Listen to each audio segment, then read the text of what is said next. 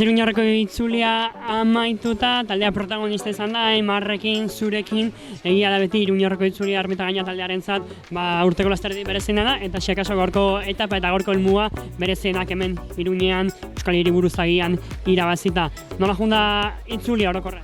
Bueno, nire partetik itzulia nahiko kaskar, baina, taldik nik uste gero eta gehiago joan gara, atzoko etapan Aimar eta Markel nahiko ongi sartu ziren metan, eta gaur nik lan bat nun, zela bi hauek alik da biena laguntzia, eta etapan zehar ura eta edozer bihartzuten edozer gauza eman, eta gero metan ezakin nola sartu diren, baina nik uste lan polite egin dugula gaurko etapan. Urte kaskarren aurrean, itzuli honetan, el maiota ondo erakutsia zu.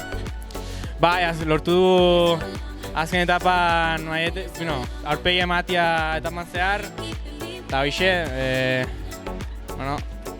lortu dugu. Zorionak. Eskerrik asko.